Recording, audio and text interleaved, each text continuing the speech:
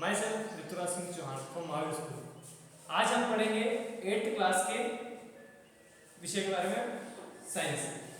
Lesson first है फसल उत्पादन एवं प्रबंधन। इस लेसन में अपन फसलों का स्टार्टिंग में फसल के उत्पादन एवं प्रबंधन किस तरीके से होते हैं स्टार्टिंग हम पहले करते हैं कि किस प्रकार से मैंने आपको पिछली क्लास में 7th क्लास में बता भी चुका हूँ कि किस प्रकार से सजीव अपने भोजन का निर्माण करते हैं। अब सजीव में भी पेड़ पौधे और जीव जंतु दोनों इस प्रकार से पेड़ पौधे जो होते हैं वो अपने भोजन का निर्माण खुद कर पाते हैं, पर मनुष्य जो होते हैं वो अपने भोजन का निर्माण नहीं कर पाते, वो किसी और के ऊपर निर्भर करते हैं। अब इसी बीच में एक बात ये आती कि हम भोजन का निर्माण करते हैं, हम भोजन ग्रहण करते ही क्यों हैं? तो भोजन ग्रहण करने की आवश्यकता इसलिए होती है क्योंकि भोजन से हमें ऊर्जा प्राप्त होती है और उसी ऊर्जा से पाचन, श्वसन, उत्सर्जन आदि अनेक चीजों के संपादन में हमें ये ऊर्जा की आवश्यकता पड़ती है। हम अपना भोजन पौधों और जंतु दोनों से प्राप्त कर सकते हैं। अब क्योंकि आप लोग जानते हैं कि हम भारत देश के निवासी, भारत देश बहुत बड़ा और विशाल फैला हुआ देश है।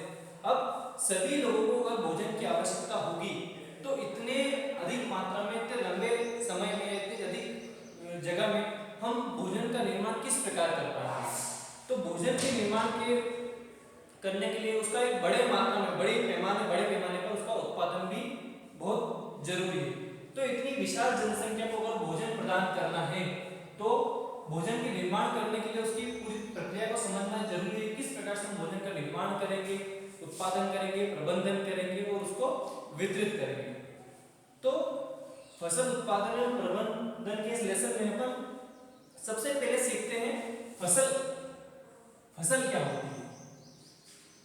वैसे आप लोग वर्ड के थ्रू इतना तो आप समझ ही गए होंगे फसल क्या होगी। आप बहुत सारे स्टूडेंट ग्रामीण क्षेत्र के भी, शहरी क्षेत्र के तो फसल समझते हैं फसल क्या होती है। हम गांव में खेती करते हैं तो उसमें फसल अलग अलग प्रकार की होती है। तो सबसे पहले अपन समझ लेते हैं फसल क्या होती है। तो फसल की परिभाषा ये होती है कि एक ही किस्म के पौधों को बड़े पैमाने पर एक साथ उगाया जाना। एक ही किस्म के पौधों को बड़े पैमाने पर एक साथ उगाया जाना फसल कहलाती है। एग्जाम्पल के तौर पर अपन कोई से पौधे का नाम ले सकते हैं, जैसे कि गेहूं हो गया, चना हो गया, सोयाबीन हो गई, मक्का हो गया, बहुत सारी फसलें। तो उन पौधों को एक साथ इकट्ठे तौर पर एक जगह उगाया जाना फसलें कहलाती हैं। अब ये आप लोग जानते हैं कि फसलें सब एक जैसी नहीं होती, अलग अलग प्रकार की होती है। अब भोजन के रूप में हमें एक ही फसल से या एक ही अन्न से, धान से, अनाज से हमारा काम चल नहीं सकता, तो हमें अनेक अलग अलग प्रकार की फसलों की आवश्यकता होती है। हम फसल के रूप में अन्न, सब्जियां, फल फूल अनेक प्रकार की फसलें उगाते हैं। तो आप ये भी जानते हैं कि एक ही समय में, एक ही मौसम में इन सारे फसलों को उगा पाना निश्चित नहीं हो पाता, इसलिए हमें बारी बारी करके टुकड़े टुकड़े में सीजन के हिसाब से, मौसम अनुमान के हिसाब से अलग अलग फसलें में बोनी पड़ती है। अब विशाल भारत एक बहुत बड़ा देश है, तो यहाँ का तापमान, यहाँ का आर्द्रता और वर्षा, बहुत सारी अन्य जलवायु स्थितियां हैं, तो उन जलवायु स्थितियों के अनुसार हमें अलग अलग प्रकार की फसलें बोनी पड़ती है। अब देश के विभिन्न हिस्सों में मुख्य तौर पर जहाँ पर ज्यादातर जो लोग फसलें बोते हैं, तो मुख्य तौर पर फसलों को अपन दो भागों में बांटते हैं। फसल को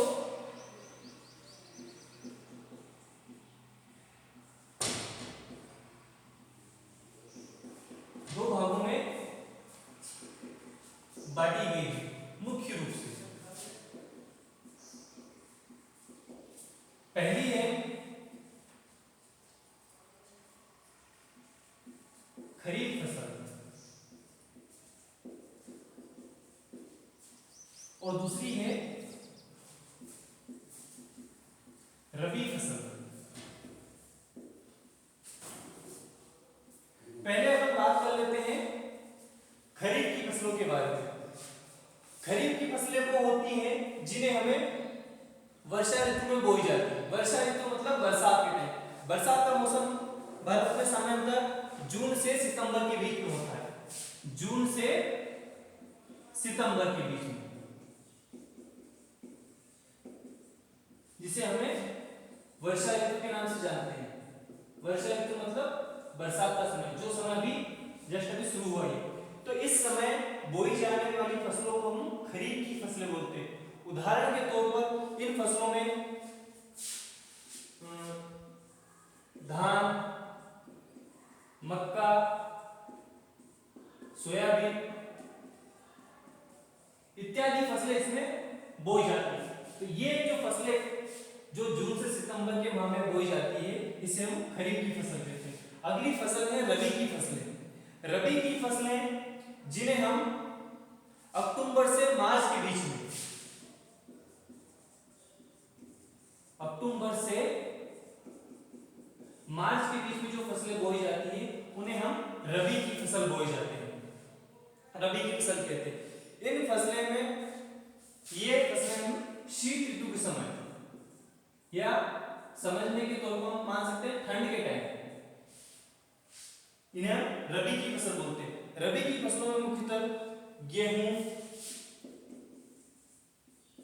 चना, मटर, सरसों, बहुत सारी फसलें, पर मुख्य तौर पर ये फसलें हमारे सामने आती है, खरीफ की फसल और रबी की फसल।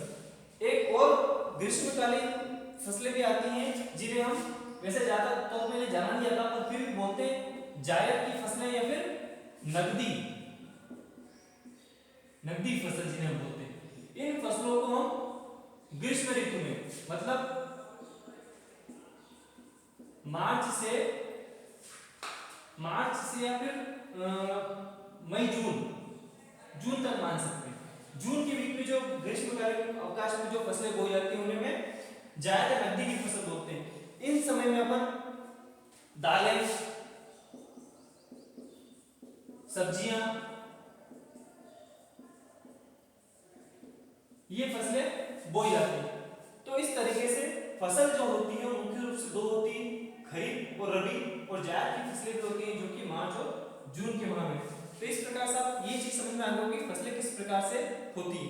अब फसल को बोने से पहले उस किस तरीके से, क्योंकि फसल तो खेती जो की जाती है वो खेतों में ही की जाती है, तो सबसे पहले खेत को तैयार करना पड़ता है। और खेत को तैयार करना तो इसका मतलब ये है कि हमको पहले मिट्टी को तैयार करना है। तो फसल आधारित पद्धतियां जो होती है उसमें बहुत सारे पॉइंट है। मैं आपको पहले पॉइंट एक बार लिख देता हूं और एक एक करके मैं उस पॉइंट को मैं आपको समझाता जाऊंगा। कृषि आधारित पद्धतियों में सबसे पहला जो पॉइंट है वो होता है मिट्टी को तैयार करना। मिट्टी को तैयार करने में बहुत सारी चीजें की जाती है। मुख्य रूप से मैं आपको चीजें बता देता हूं जो मिट्टी को तैयार करने में क्या क्या किया जाता है। मिट्टी को तैयार करने में से पहले मिट्टी को पोला बनाना, मिट्टी को पलटना, ये बहुत ही आवश्यक होता है। अब आप लोग ये जानते होंगे कि जब भी हम कोई फसल बोना शुरू करते हैं उसके पहले मिट्टी को तैयार करने से मिट्टी की जुताई करना, और जुताई करने में बहुत सारी चीजें आती हैं। अब मिट्टी को तैयार करने में जुताई क्यों करते हैं, उसको पोला क्यों करते हैं, उसको पलटते क्यों हैं? क्योंकि आप लोग जानते हैं कि जैसे अपन खरीफ की फसल स्टार्ट कर रहे हैं, सोयाबीन या मक्का की फसल अपन वर्षा ऋतु के पहले बोना चाहते हैं, तो जुताई में क्या करेंगे, जो खरपतवार मिट्टी में बीच में उग गए हैं उन खरपतवारों को उस मिट्टी से बाहर करना भी बहुत आवश्यक है। तो इसलिए जुताई करना बहुत आवश्यक है। वो जो क्योंकि मिट्टी ऊपर से पोली होती है उसमें खरपतवार है जो आसानी से शोषण कर जाते हैं और वो फसलों को फिर नुकसान पहुंचाते हैं। तो इसलिए मिट्टी को पलटना, उसको रोटेट करना भी बहुत आवश्यक है। अब आप लोग ये भी जानते हैं 7th क्लास में लेसन फर्स्ट में पढ़ाई है कि किस प्रकार से पौधे जड़ से मूल रूप से नीचे से जल, खनिज और बहुत सारे आवश्यक पोषक तत्व जो जमीन में पाए जाते हैं उनसे पोषक तत्व लेकर ही उनको बड़े होते हैं। तो इसमें सबसे पहले मिट्टी को पोला करना बहुत आवश्यक है।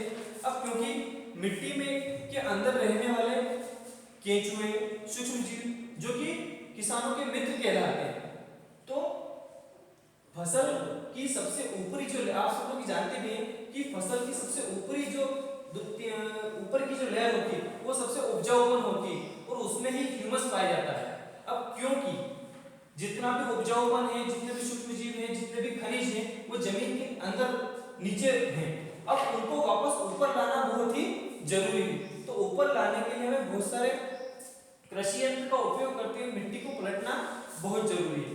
तो इसमें हम क्या करते हैं, मिट्टी को पलटने से जो पोषक तत्व रहेंगे वो क्या होंगे, मिट्टी के ऊपर आ जाएंगे। तो इस प्रकार से मिट्टी को तैयार करना बहुत ही जरूरी है। अब मिट्टी को तैयार करने के लिए बहुत सारे कृषि औजार उपयोग में लिए जाते हैं। अब इन कृषि औजारों में मैं आपको दो तीन नाम बता देता हूं। कृषि औजार के रूप में